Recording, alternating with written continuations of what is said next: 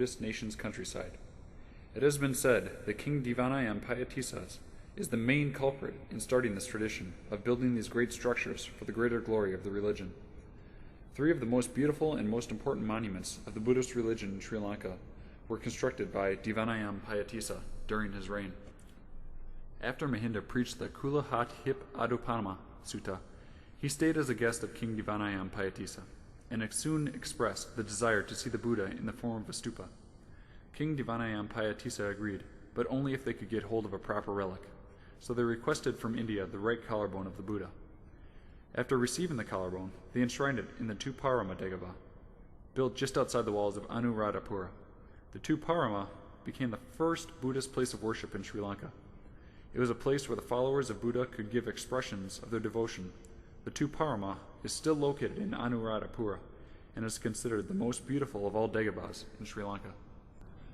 The second important location is a set of monuments to the Buddha that was built at the foot of the Masaka mountain. The home of these important monuments was previously the king's former hunting grounds, where he first saw Mahinda. He built the Ambastal Dagaba at the exact location where Mahinda preached the Kala Hatyap Adupama Sutta. Along with the Ambastal Dagaba, the whole area around the mountain was considered a sacred city. In fact, many Dagabas were constructed with a hospital and a library. Today these monuments still exist and are one of the most sacred places in all of Sri Lanka. The third great monument, built during King Devanayam Tissa's reign, is the Sri Maha Bodhi tree. The Sri Maha Bodhi tree was grown from a sampling of the original Bodhi tree, the tree under which the Buddha attained enlightenment and was thenceforth blessed in Gaya, India. This sampling was another gift from the great Emperor Ashoka and was brought to Sri Lanka by Sanghamita, Mahinda's sister. In anticipation of the sacred sampling, King Devanayam Tissa had the entire roadway from Anuradhapura to the coast, where the sampling would soon arrive, spotlessly clean and impressively decorated. He then camped out by the sea until it arrived. Once the ship that was carrying the sampling arrived, King Devanayam Tissa waded out into the ocean and requested that those who brought him the sampling place it into a golden vase and let him bring it to shore.